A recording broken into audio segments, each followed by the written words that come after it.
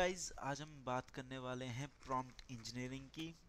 सबसे पहला सवाल आता है कि प्रॉम्प्ट इंजीनियरिंग है क्या, हम क्यों पढ़ें, और भाई हम ऐसा क्या है प्रॉम्प्ट इंजीनियरिंग जो इतना ज़्यादा मार्केट में हाइप हो रखी है। हर कोई प्रॉम्प्ट इंजीनियरिंग की बातें कर रहा है, हर कोई जेन एआई की बातें कर रहा है। Gen AI is basically generative AI. और आपने बहुत सी ऐसे वीडियोस कंटेंट देखे होंगे या फिर रील्स देखी होंगी इंस्टाग्राम पे, जहाँ पे इन्फ्लुएंसर्स या फिर बड़े बड़ी कंपनीज के एम्प्लॉयज़ कह रहे हैं कि do this XYZ course of Gen AI and you would get this much amount of package, और या फिर ये सब करो आपको एक फैंग कंपनी में जॉब मिलेगी। बेसिकली प्रॉम्प्ट इंजीनियरिंग ऐसा है क्या जो इतना मार्केट में हाइप में आ रखा है। देखो यार, अगर आज से हम 5 साल पहले की बात करें, जब मैंने अपनी कॉलेज लाइफ स्टार्ट करी थी, तो जब हम सीनियर से पूछते थे कि हम क्या पढ़ें, या फिर मैं जब स्कूल में था, जब हम तब पूछते थे सीनियर से कि हम ऐसा क्या पढ़ें कि आगे जाके हमारी एक अच्छी जॉब लगे। वो हमें कहते थे कि यार तुम बैक एंड पढ़ लो, या फिर तुम फ्रंट एंड पढ़ लो, या फिर ये टेक स्टैक कर लो, या फिर एक क्लाउड क्लाउड चीज़ जो है काफ़ी फेमस रही है और हमेशा सस्टेनेबल रहने वाली है, कि क्लाउड के बारे में नॉलेज ले लो, आजकल क्लाउड काफ़ी ज़्यादा चल रहा है। जस्ट लाइक दैट ओनली, आज अगर कोई मुझसे पूछे कि यार भैया मैं ऐसा क्या पढूं कि जिससे कि मुझे आगे कंपनीज में एडवांटेज मिले, या फिर जो कंटिन्यूसली चेंजिंग एनवायरनमेंट है, इकोसिस्टम है, टेक इकोसिस्टम है, बेसिकली मैं उसमें सस्टेन कर पाऊँ। मेरा एक ही स्ट्रॉन्ग सजेशन रहेगा उसको, कि लर्न अबाउट जनरेटिव एआई। जो भी जन एआई में आजकल चेंजेस हो रहे हैं, उसमें जो जो चीज़ें आ रही हैं उसके बारे में पढ़ो, क्योंकि सब कुछ टेम्पररी है। अब जैसे जैसे मार्केट आगे बढ़ रहा है, जन एआई बूम पे आ रही है। आप खुद ही देख रहे होंगे कि गूगल ने अपना जन एआई निकाल दिया है, जेमिनाई। माइक्रोसॉफ्ट का अपना को पायलट है। ओपन एआई का खुद का जीपीटी है। जीपीटी के अलग अलग वर्जन्स आ रहे हैं। पहले जीपीटी सिर्फ लैंग्वेज बेस्ड था, टेक्स्ट बेस्ड था। अब जीपीटी इमेजेस, वॉइस, सब में वर्क कर रहा है। आप पूरी एक इमेज जनरेट करा सकते हो जीपीटी से। ऐसा नहीं कि पहले नहीं थे, पहले भी ये थे। अगर पहले किसी ने सुना हो तो डाली नाम का एक सॉफ्टवेयर आता था, एक मैम नहीं, मैम ज़ीरो तो एक डेटाबेस है, बट ऐसे और भी सॉफ्टवेयर्स थे जो कि आपका इमेजेस जनरेट करते थे, या फिर सिमिलर काइंड ऑफ जो जीपीटीज थे। बेसिकली अब क्या हो रहा है ना, कि अब मार्केट में आ गया है जेन एआई, जिसमें आप just with the help of certain script, आप एक मैनुअल एफर्ट जिसमें बहुत ज़्यादा लगता था, एक ऐसा काम जिसमें बहुत ज़्यादा मैनुअल एफर्ट लगता था, उसको with in couple of minutes और कपल ऑफ आवर्स में आप करा सकते हो। फॉर से अगर आज को मुझे बोले कि भाई एक लॉगिन पेज डिज़ाइन करो, मैं उसको, अगर मैं आज से 4 साल पहले की बात करूँ, तो मुझे उस लॉगिन पेज डिज़ाइन करने में कम से कम नहीं भी तो 3 से 4 घंटे लगते। अगर मैं एक बहुत ही अच्छा डेवलपर हूँ तो मुझे कम से कम 3 से 4 घंटे लगते। ठीक है, एक अच्छा डिज़ाइन करने में, डिज़ाइन को एग्जैक्ट पिक्सम परफेक्ट लाने में, प्लस फिर उसमें बैक एंड लगाने में, मेरे को, मैं सिर्फ एक आइडियल अमाउंट कह रहा हूँ, 3 से 4 घंटे। किसी को कम भी लग सकते हैं, किसी को ज़्यादा भी लग सकते हैं। बट अब अगर मैं बोलूँ, मेरे को कोई बोले कि आप भाई एक मेरे लिए लॉगिन पेज बना के दिखाओ, उस लॉगिन पेज को बनाने में लेस देन 3 to 4 आवर्स लगेंगे फॉर श्योर। माइट भी पॉसिबल मैं उसको विद इन 1 आवर के अंदर भी कर दूं, और उससे कम समय में भी कर दूं। क्यों? क्योंकि मेरे पास है अब जीपीटी। मैं सिर्फ जीपीटी, मेरे पास अगर एक ट्रेन जीपीटी मॉडल रहेगा जिसको मैंने खुद ने डिज़ाइन कर रखा है, मैं उसमें, जो कि मेरे लिए बेसिकली फ्रंट एंड में काम कर रहा है, मैं उसको बोलूँगा कि भाई ये मेरा रिक्वायरमेंट्स है, ये ऐसा ऐसा मुझे चाहिए। And trust me, already market में ऐसी चीज़ें आ चुकी हैं। ठीक है, गूगल, माइक्रोसॉफ्ट, इनके जो भी जेन एआई मॉडल्स हैं वो ऑलरेडी ये सब कर रहे हैं। ठीक है, आपका जो भी एस डी एल से रिलेटेड, डेवलपमेंट से रिलेटेड पार्ट है, वो ऑलरेडी लेस हो चुका है एज कम्पेयर टू जो पहले होता था। ऑलरेडी मैनुअल ह्यूमन एफर्ट्स कम हो चुके हैं। सो इसलिए जेन एआई के बारे में पढ़ना ज़्यादा इंपॉर्टेंट है। अब ठीक है, पर भैया आप तो जेन एआई की बात कर रहे हो, ये है प्रॉम्प्ट इंजीनियरिंग। अब प्रॉम्प्ट इंजीनियरिंग क्या है? बेसिकली जब आप एक जेन एआई मॉडल या फिर एक जीपीटी मॉडल को आप जब भी कुछ बोलते हो करने के लिए, जो आप बोल रहे हो उसको करने के लिए, वो जो रिक्वेस्ट है, वो रिक्वेस्ट किस तरीके से लिखी जाए कि आपको जीपीटी एकदम सही आंसर दे, उसको, उस रिक्वेस्ट को रिफाइन करने के लिए हम प्रॉम्प्ट इंजीनियरिंग डोमेन करते हैं। बेसिकली हम बढ़ते हैं आगे वीडियो में, प्रॉम्प्ट इंजीनियरिंग होती क्या है। अगर आप प्रॉम्प्ट इंजीनियरिंग वर्ड देखोगे तो उसमें एक वर्ड आ रहा है प्रॉम्प्ट। बेसिकली प्रॉम्प्ट इंजीनियरिंग का जो कोर है वो प्रॉम्प्ट ही है। प्रॉम्प्ट एक्चुअली में है क्या? प्रॉम्प्ट क्या है? जो आप एक रिक्वेस्ट, जो मैंने अभी बोला कि आपको जो भी काम करवाना है मॉडल से, उसके लिए आप कुछ उसको रिक्वेस्ट एज अ टेक्स्ट और एज अ वॉइस दोगे। जो वो टेक्स्ट में जो आप उसको रिक्वेस्ट दे रहे हो, उस रिक्वेस्ट को प्रॉम्प्ट कहते हैं। So prompt is nothing a request. अगर आप definition में जाओगे तो it's an input given to an AI model to generate a specific response. Basic lemon terms में यही डेफिनेशन है, गूगल में भी यही डेफिनेशन मिलेगी आपको. So prompt is nothing just a request asked from a model. So अब ये जो प्रॉम्प्ट है ये बना किन से होता है. सो हम प्रॉम्प्ट लिखते कैसे हैं. So prompt consist of 4 major terms. First is instruction. जो भी रिक्वेस्ट आप चाह रहे हो कि आपका पर्टिकुलर डेडिकेटेड जीपीटी मॉडल या फिर जेन एआई मॉडल ये करे, उस रिक्वेस्ट को आप कहते हो इंस्ट्रक्शन. की एक्स वाई जेड मॉडल से मैं ये ए रिक्वेस्ट चाह रहा हूँ, ठीक है. सो वो इंस्ट्रक्शन आप उसको देते हो कि क्या मुझे करना है या फिर क्या मुझे चाहिए. Second thing is context. अब आप जो भी रिक्वेस्ट दे रहे हो उसको मॉडल को, उस रिक्वेस्ट के लिए आपको एक कंटेक्स्ट प्रोवाइड करना होता है. अब सी, ईदर यू प्रोवाइड कंटेक्स्ट और नॉट. अगर आप अच्छा कंटेक्स्ट प्रोवाइड कराओगे तो आपका प्रॉम्प्ट और रिफाइंड होगा. फॉर एग्जाम्पल, अगर आपको कहीं पे कुछ लाने के लिए बोला जाए, ठीक है, या फिर जैसे मैं बताता हूँ, अगर आपके घर में आपकी मम्मी आपसे दाल मंगाती है, ठीक है, आप दाल लेने जाते हो. अब आपके अगर मम्मी ने सिर्फ ये बोला कि जैसे जो भी दाल के नाम होते हैं कि ये ए नाम की दाल है, ये लेके आ जाओ.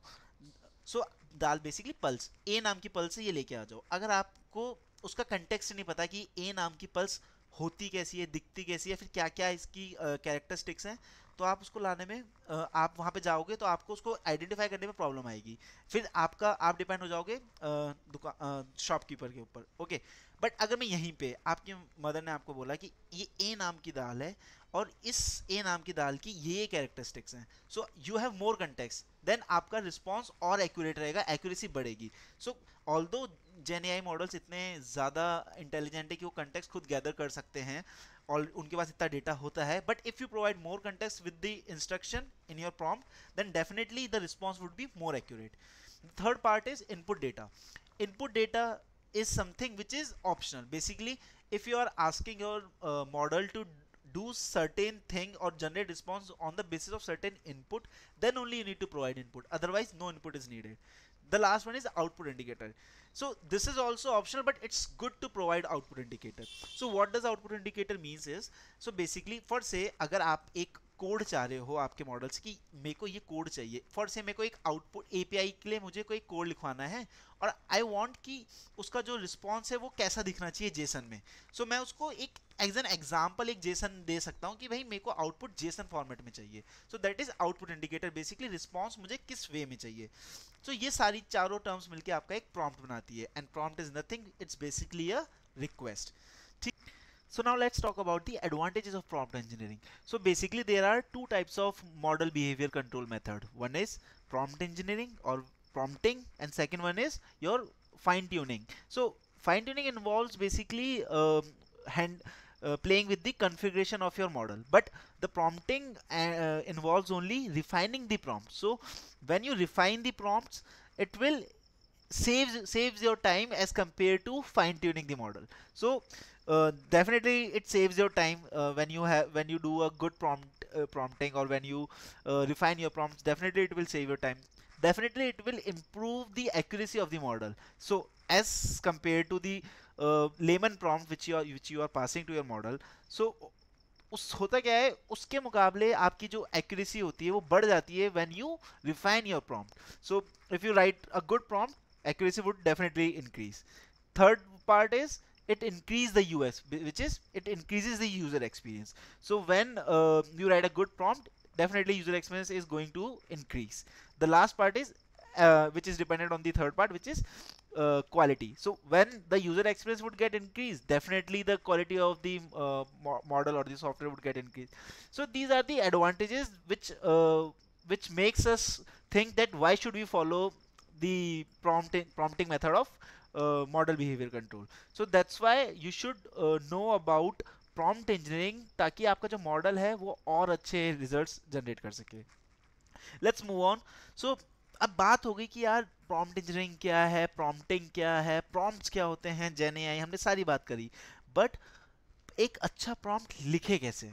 ठीक है, एक अच्छे प्रॉम्प्ट लिखने के लिए हमें कुछ पॉइंट्स का ध्यान रखना होता है बेसिकली, जो कि आप गाइडलाइंस बोल लो इनको या फिर आप रूल्स एंड रेगुलेशन बोल लो. Basically these are some points to keep in mind to write a good prompt. So first and foremost instruction or the guideline is write a clear instruction. So whenever you are defining a prompt or whenever you are writing a prompt, make sure to avoid extra noises or extra context in your prompt. What does it mean is, अगर आपसे बोला जाए कि आपको एक ए काम करना है, बट उस ए काम करने के साथ मैं आपको एक्स्ट्रा इंस्ट्रक्शन और दे दूं जो मेरे रेलेवेंट ही नहीं उस ए काम करने को related, so you would also get confuse. Similarly your model would also get confuse अगर आप other than the instruction which is needs to be done by the model, उसके अलावा अगर आप कुछ प्रोवाइड कराओगे तो आपका जो मॉडल है वो भी कंफ्यूज हो जाएगा. So definitely you should provide clear instruction, avoid extra noises. अब क्लियर इंस्ट्रक्शन कैसे प्रोवाइड कर सकते हो? Be specific. इसका सिंपल सा मतलब है बी स्पेसिफिक. जो भी चाहिए उसका एक अच्छे इंग्लिश में, of course English should be good, ऐसा नहीं कि आप एकदम लेमन इंग्लिश में इसको लिख दो. In a good sentence framing, write a clear instruction basic. So let's move to your next guideline which is using of delimiters.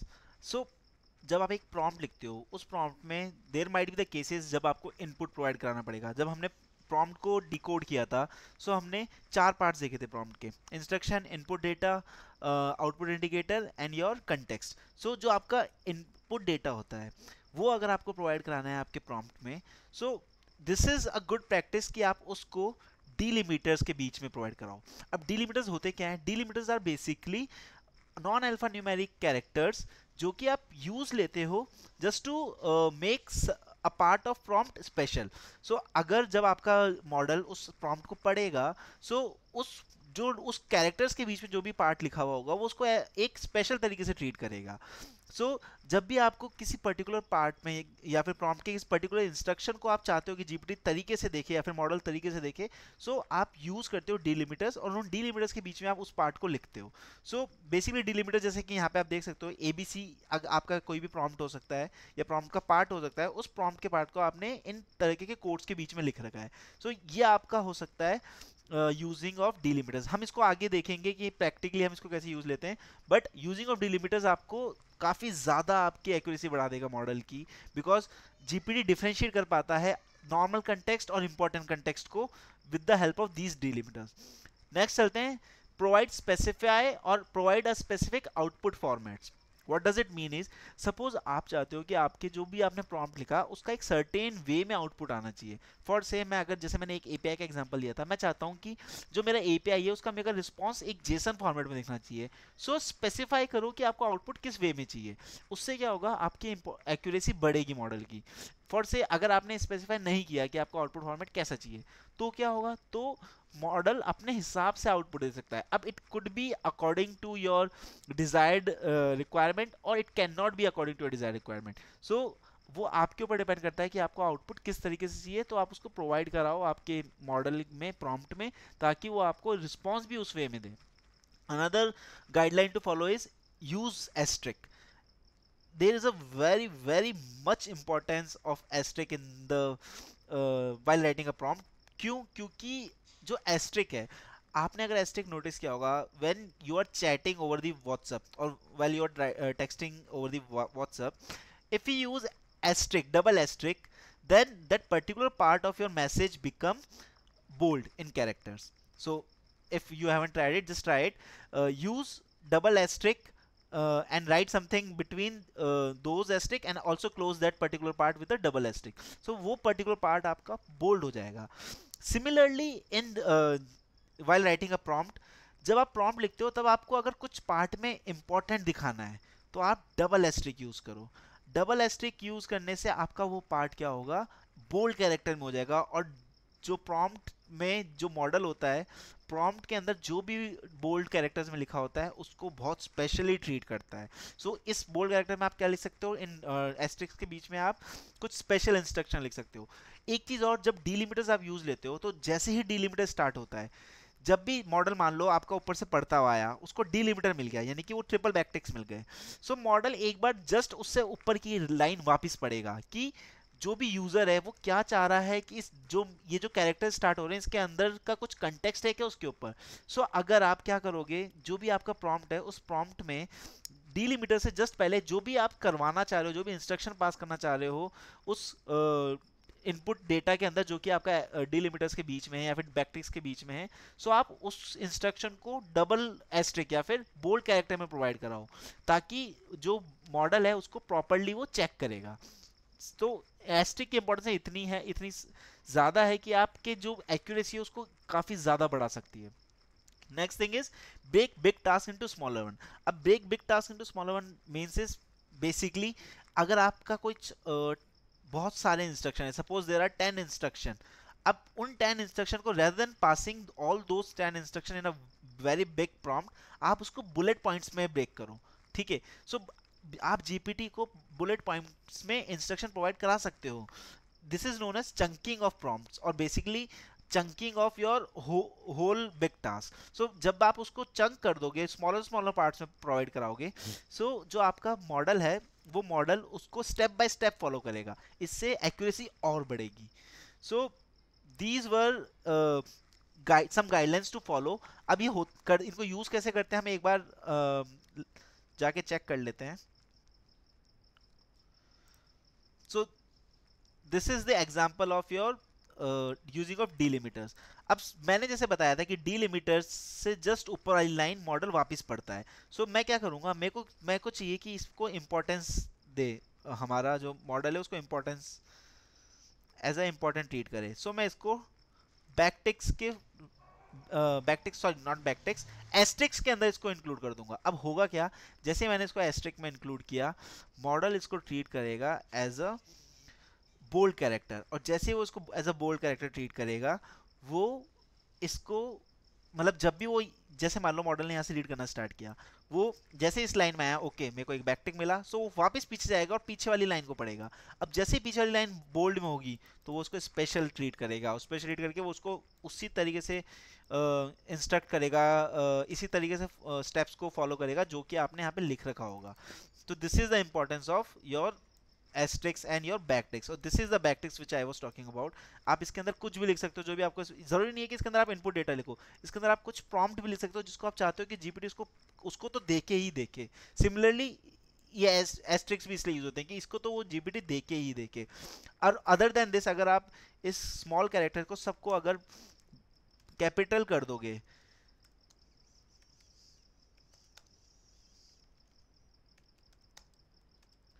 so this is the most important part of your prompt, basically bold plus in capital, that means इसको तो देखना ही देखना है।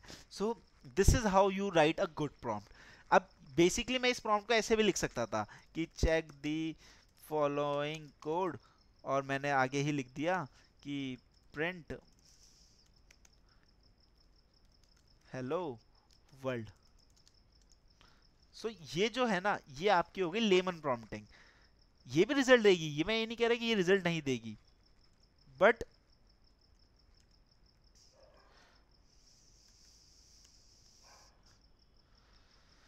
Result तो so result तो अरे यार क्या हो गया, रिजल्ट तो ये भी देगी, बट अगर आप एक गुड प्रॉम्प्ट लिखोगे तो वो रिजल्ट ज्यादा देगी। ठीक है, इसलिए हम इसको रेदर देन दिस हम ऐसे लिख रहे हैं। क्यों? क्योंकि ये this is what prompt engineering teaches you. आपको प्रॉम्प्ट किस तरीके से, आप एक नॉर्मल प्रॉम्प्ट को भी अच्छा लिख सकते हो, यही प्रॉम्प्ट इंजीनियरिंग का बेसिक है। अब इसको टेस्ट करने के लिए आप नॉर्मल जीपीटी भी खोल सकते हो, या फिर आप चैट जीपीटी प्लेग्राउंड में भी जा सकते हो। So this is how your playground looks like. यहाँ पे बहुत सारे कॉन्फ़िगरेशंस हैं, बहुत सारे यहाँ पे ऑप्शंस हैं। यहाँ पे बेसिकली मैंने अभी इसको सेटअप नहीं कर रखा बिकॉज ये मेरा पर्सनल अकाउंट से है, बट जो मेरा ऑर्गेनाइजेशनल अकाउंट से है उसमें मेरा सेटअप हो रखा है। सो बेसिकली ये क्या इंटरफेस है, यहाँ से आप कैसे यूज ले सकते हो इस इंटरफेस को, इसके बारे में हम अगली वीडियो में बात करेंगे। बट एक तो आपका ये साइट है जहाँ से आप एपीआई कीज जनरेट कर सकते हो, और उन एपीआई की को यूज लेके आप आपके नॉर्मल स्क्रिप्ट या फिर जो भी पाइथन स्क्रिप्ट आप लिखे उसमें आप एपीआई की को यूज ले सकते हो, यहाँ से आपकी एपीआई की जनरेट हो जाएगी। बट अगर आप मान लो, क्योंकि जीपीटी पेड है, ओपन एआई का जो जीपीटी है वो पेड है, आपको चाहते हो कि आपको डेमो प्रोजेक्ट्स बनाने हैं, तो आप एक और ऑल्टरनेट यूज ले सकते हो, which is your Grok cloud. ये ग्रॉक क्लाउड का प्लेग्राउंड है। सिमिलरली प्लेग्राउंड आपका जीपीटी का भी होता है, बट ये फ्री ऑफ कॉस्ट है, यहाँ पे आप यूज ले सकते हो। इसका भी हम कॉन्फ़िगरेशन कैसे होता है हम बाद में बताएंगे, बट यहाँ से भी आप एपीआई कीज वगैरह जनरेट कर सकते हो। So this is your Grok Claude. Okay, so ये आपके दो मेजर प्लेटफॉर्म्स है जहाँ पे आप आपकी प्रॉम्प्ट इंजीनियरिंग को प्रैक्टिस कर सकते हो। If you want to take subscription of your of open AI तो आप यहाँ पे भी प्रैक्टिस कर सकते हो, अदर देन आप ग्रॉक क्लाउड में तो कर ही सकते हो। This is free of cost up to certain number of characters तक, ये फ्री ऑफ कॉस्ट है।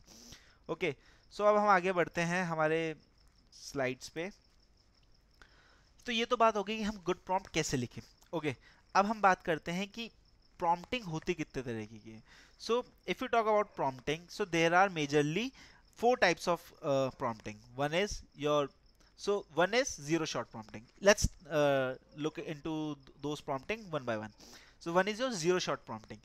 What does zero shot prompting means is basically एक simple question, simple answer. आपने एक simple question पूछा, उसका simple answer GPT ने generate करके दे दिया, कोई एक्स्ट्रा कंटेक्स्ट नहीं, कुछ भी नहीं, एक सिंपल प्रॉम्प्ट जो कि आप नॉर्मली करते ही हो जब आप एक नॉर्मल क्वेश्चन पूछते हो जीपीटी से, which is your zero shot prompting. आपने कोई एग्जांपल प्रोवाइड नहीं किया, कुछ आपने इनपुट डेटा प्रोवाइड नहीं किया, बस एक क्वेश्चन और एक उसका answer.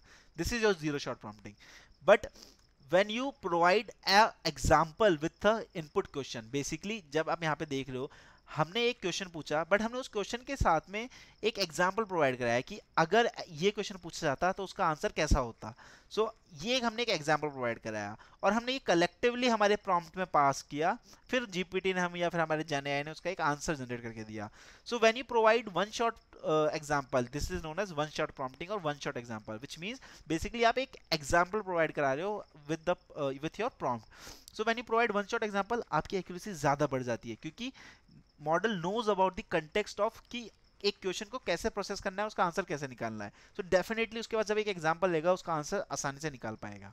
Just think it like a mathematical problem. अगर आपके पास एक मैथमेटिकल प्रॉब्लम है, उससे मिलती जुलती मैंने आपको एक और अगर मैंने आपको प्रॉब्लम बिना एक एग्जांपल के दी, सो माइट बी पॉसिबल कि आप सॉल्व कर पाओ, लेकिन देयर माइट बी केस कि आप सॉल्व नहीं कर पाओ। बट अगर मैंने उस प्रॉब्लम के साथ आपको सिमिलर एक प्रॉब्लम दी जिसका एक एग्जाम्पल दिया, ठीक है, और मैंने बोला कि अब ये क्वेश्चन सॉल्व करो, सो आप by taking the reference of that particular example आप उसको solve कर सकते हो। so definitely आपके chances ज़्यादा हो जाएंगे जब आप एक example provide कराओगे। so ऐसे ही divide हो रखी है prompting। so this is one shot, zero shot के बारे में आपको बता दिया with no example, one shot means one example, two shot means two example basically, few shot mean lots of example। आप कुछ examples provide कराओ और फिर उसके बाद एक question पूछ लो और फिर आपका आंसर जनरेट हो जाएगा। so ये तो थी आपकी types of prompting। There's another term known as COT. What does COT means? COT is chain of thoughts. So basically chain of thought भी एक kind of prompting है। जब आप जो नॉर्मल प्रॉम्प्टिंग होती है उस प्रॉम्प्टिंग से अलग किस वे में है, जब आप एक स्टेप्स मेंशन कर देते हो आपके प्रॉम्प्ट्स में कि स्टेप्स क्या हैं। सो बेसिकली अगर आप इसका एग्जांपल देखो, जैसे कि स्टैंडर्ड प्रॉम्प्टिंग में एक प्रॉब्लम पूछा, उस प्रॉब्लम का डायरेक्ट आंसर बता दिया, ये एक हमारा वन शॉट प्रॉम्प्टिंग है, बट इसमें हमने एक आंसर दिया है कि फर्स्ट वाले का आंसर 11 था, फिर हमने एक क्वेश्चन पूछ लिया। फिर मैंने चेन ऑफ थॉट प्रॉम्प्टिंग को जब यूज लिया, तो chain of thought means is कि how does you approaches toward the answer. So अगर हमने एक क्वेश्चन पूछा तो इस क्वेश्चन के हम आंसर 11 तक पहुंचे कैसे। जब हमने मॉडल को ये बताया ना, तो मॉडल ने उसको और एक्यूरेटली उसको सॉल्व किया। So as you can see यहाँ पे आंसर गलत दिया, लेकिन जब मैंने चेन ऑफ थॉट दिया कि इस प्रॉब्लम को आप इस ऐसे ऐसे मैंने आंसर 11 की तरफ पहुंचा, तो तब उसने उसका आंसर एकदम सही दे दिया। So this is known as chain of thought. अगर आपकी एक बड़ा टास्क है, उस बड़े टास्क को आप चाहते हो कि सॉल्व हो, या बड़ी प्रॉब्लम है, सो आई वुड सजेस्ट कि आप चेन ऑफ थॉट प्रॉम्प्टिंग का यूज लो, जिसमें आप एग्जाम्पल तो प्रोवाइड करो, बट एग्जाम्पल में जो भी सोल्यूशन है उस सोल्यूशन तक आप कैसे पहुंचे उसका भी कंटेक्स्ट प्रोवाइड करो। See prompt engineering is all about the context. जितना रेलेवेंट और गुड कंटेक्स्ट मॉडल के पास होगा, जेन मॉडल के पास होगा, उतना ही एक्यूरेट आपका आंसर होगा। जितना लेस रेलेवेंट कंटेक्स्ट होगा उतना ही इनएक्यूरेट आंसर होगा। सो जब आप चेन ऑफ थॉट प्रॉम्प्टिंग का यूज लेते हो तो आप एक उसको स्टेप्स बता रहे हो कि कैसे इस आंसर की तरफ हम पहुंच सकते हैं। अब इसका मतलब ये नहीं कि यार जब मैं उसको स्टेप्स ही बता दूंगा तो मतलब कि मैं खुद ही सॉल्व कर लूंगा, नहीं। आप चाहे स्मॉल प्रॉब्लम का स्टेप बताओ, लेकिन उससे आप कॉम्प्लेक्स प्रॉब्लम पूछ लो। सो दिस डजंट मीन कि आप उसको सॉल्व करो, इट मीन्स कि आप उसको एक स्टैंडर्ड तरीका बता रहे हो कि कैसे सॉल्व करा जा सकता है। Okay, so this means chain of thought prompting. Okay, अब हम आगे बढ़ते हैं। So there is a term in gen AI which is known as hallucination. अब हेलुसिनेशन होता क्या है? अगर आपने हेलुसिनेशन वर्ड सुना होगा, इंग्लिश किसी को आती होगी, सबको ही आती होगी of course. So hallucination word का मतलब क्या होता है? Hallucination means, see there are some people जो अल्कोहल कंज्यूम करते हैं और अल्कोहल कंज्यूम करने के बाद वो हेलुसिनेट करते हैं। हेलुसिनेट मीन्स उनको काफ़ी ज़्यादा अनकॉन्शियसनेस सी फील होती है, या फिर उनकी जो मोटर मोटर कंट्रोल्स होते हैं बॉडी के वो डिसबैलेंस हो जाते हैं, वो उनको चलने का पता नहीं होता। So whenever you consume which contains alcohol, so उससे आपका ऐसा होता है। So there is a hallucination in AI. अब एआई हेलुसिनेशन का मतलब क्या होता है? सो पहले हम डेफिनेशन देख लेते हैं। AI hallucination can occur when an AI model generates output that are factually incorrect और unrelated to the given context.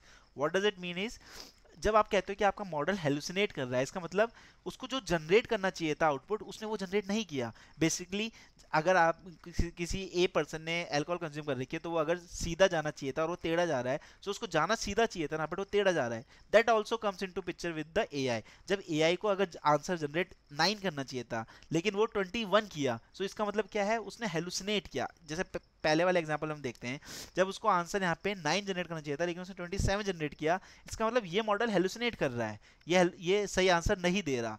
सो ये आंसर सही क्यों नहीं दे रहा? क्योंकि इसके पास रेलेवेंट अच्छा कंटेक्स्ट नहीं है, या फिर ये एक अच्छा प्रॉम्प्ट नहीं है, इसलिए इसने आंसर सही से नहीं दिया। ये अच्छा प्रॉम्प्ट था इसलिए हेलुसिनेट नहीं करा। सो अगेन, हेलुसिनेशन से बचने का तरीका क्या है? एक अच्छा प्रॉम्प्ट लिखना।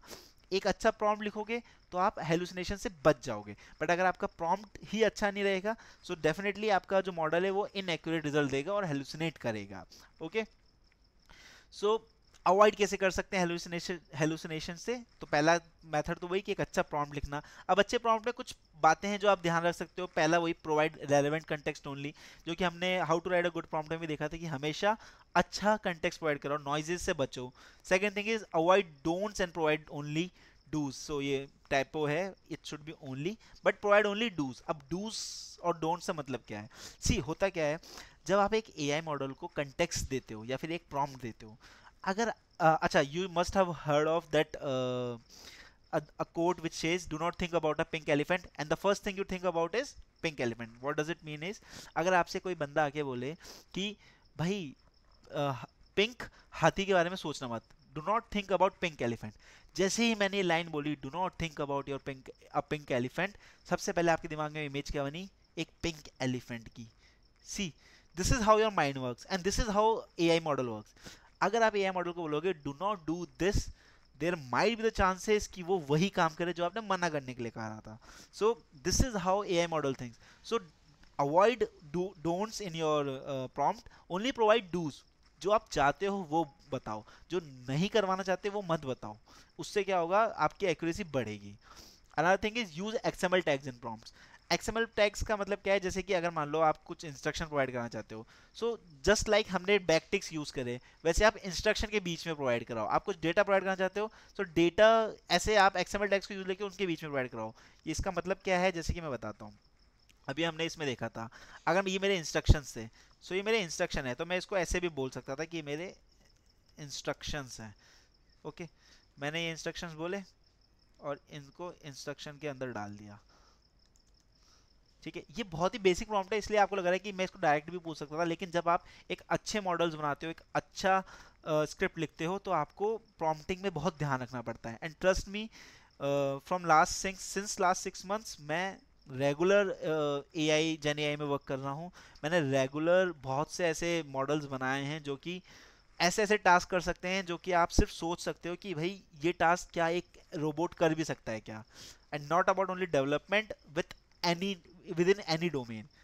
सो trust me, gen AI is the future. Definitely वो ओवर पावर करने वाला है करंट जो भी हमारा लाइफ साइकिल हम फॉलो करते हैं, जो भी हम साइकिल फॉलो करते हैं इन द डेवलपमेंट और anywhere in the other domains, whether it is healthcare, whether it is education, हर जगह जेन एआई आने वाला है। सो उन सब के जो भी टूल्स बनेंगे उन सब में आपको प्रॉम्प्टिंग करनी पड़ेगी। और प्रॉम्प्टिंग, वो जब प्रॉम्प्ट्स करोगे वो कॉम्प्लेक्स प्रॉम्प्ट्स होंगे। उन कॉम्प्लेक्स प्रॉम्प्ट्स के लिए आपको ऐसे ही यूज लेने पड़ेंगे जगह जगह। कहीं आप एक्सएमएल टैग्स लोगे, कहीं पे आप एस्टिक्स यूज लोगे, कहीं पे आप ऐसे बैकटिक्स बताओगे। So you should be in habit of using these, ताकि आप एक अच्छा प्रॉम्प्ट, एक अच्छा एक्यूरेसी ला सको आपके मॉडल की। Last but not least is provide role to the model. And what does role to the model means is basically role to the model means provide system prompt. अगर मैं आपको यहाँ पे लेके चलूँ, सो यहाँ पे आपको सिस्टम प्रॉम्प्ट का ऑप्शन नहीं दिख रहा, but here also you can provide a system prompt. How does you can provide a system prompt? You can say, I am not sure कि यहाँ पे कहीं पे और प्रोवाइड कर सकते हैं कि नहीं, बट आप डायरेक्टली यहाँ पे भी बोल सकते हो कि you are an expert in Python. अब इससे हुआ क्या, मैंने उसको बताया कि आप पाइथन में एक्सपर्ट हो, सो मॉडल अब कैसे थिंक करेगा, एक पाइथन एक्सपर्ट की तरह, और फिर नीचे का प्रॉम्प्ट पढ़ना चाहेगा। बट अगर आप जैसे प्लेग्राउंड में देखो, तो प्लेग्राउंड में आपको यहाँ पे डायरेक्टली मिलता है सिस्टम प्रॉम्प्ट प्रोवाइड करने का ऑप्शन। आप यहाँ पे डायरेक्ट कह सकते हो कि you are an expert in Python directly. अब इससे हुआ क्या, मैंने इसको रोल प्रोवाइड कर दिया। सिमिलरली आपके, अगर आप इस वाले प्लेग्राउंड पे देखो, तो यहाँ पे भी आपको मिलेगा, यहाँ पे भी आपको सिस्टम प्रॉम्प्ट का ऑप्शन मिलता है, यहाँ पे आता है। सो उस सिस्टम प्रॉम्प्ट से आप यहाँ पे बेसिकली सिमिलरली जैसे यहाँ पे आ रहा है सिस्टम प्रॉम्प्ट, यहाँ पे भी सिस्टम प्रॉम्प्ट आएगा। सो आप उसको प्रोवाइड कर सकते हो, सिस्टम प्रॉम्प्ट में आप अपना रोल प्रोवाइड कर सकते हो, ताकि आपके मॉडल को पता हो कि वो उसको किस तरीके से बिहेव करना है। सो अब जैसे मैंने सिस्टम प्रॉम्प्ट प्रोवाइड कराया है कि you are an expert in Python, वो अपने आप को एज अ पाइथन डेवलपर की तरह ट्रीट करेगा। So I think that's it, this was all about the prompt engineering. अब अगर आपको थोड़ा और पढ़ना है प्रॉम्प्ट इंजीनियरिंग के बारे में, सो आपको क्या करना है, आपको डायरेक्टली नेट पे सर्च करना है प्रॉम्प्ट गाइड। ओके, पहली चीज आएगी prompt engineering guide. This is the source जहाँ पे आप पूरा डिटेल में पढ़ सकते हो प्रॉम्प्ट इंजीनियरिंग के बारे में। प्रॉम्प्ट इंजीनियरिंग से रिलेटेड जितनी भी टर्म्स है आपको सारी मिलेगी, एलएलएम सेटिंग्स वगैरह सब कुछ मिलेगा। सो आप यहाँ से पढ़ सकते हो। It's a very good site, मैंने भी यहाँ से रेफ़र किया था इनिशियली। सो इसके बाद और हम भी इस प्लेलिस्ट के अंदर बहुत सी वीडियोस लाएंगे जो कि आपको इन सब चीज़ों के बारे में बताएगी। But if you want to refer to docs, आप यहाँ से रेफर कर सकते हो। अदर देन दिस, हम आगे अब बात करने वाले हैं जेन एआई में हम कैसे और मॉडल्स बना सकते हैं, कैसे हम स्क्रिप्ट बना सकते हैं, कैसे हम प्लेग्राउंड को यूज़ ले सकते हैं जेन एआई में। सो हम इन सब चीज़ों के बारे में बातें करेंगे। ये प्लेलिस्ट आप अगर फॉलो करते हो तो आपको जेन एआई से रिलेटेड को जो भी मार्केट में नए टूल्स आ रहे हैं, या फिर आप एक खुद की जीपीटी कैसे बना सकते हो, हम इस प्लेलिस्ट में आगे खुद का भी एक जीपीटी बनाएंगे। आप खुद के जीपीटी को कैसे ट्रेन कर सकते हो, या फिर खुद का एक चैट बॉट, या फिर ऐसे मल्टीपल प्रोडक्ट्स कैसे बना सकते हो, उसके बारे में हम आगे डिस्कस करेंगे। सो this was the first video of this playlist about GenAI. If you want to learn about the GenAI, do follow this playlist and do not forget to subscribe. And if you have any doubts, you can ping me in the comment section, or I'll share the link of my LinkedIn profile. You can ask there also.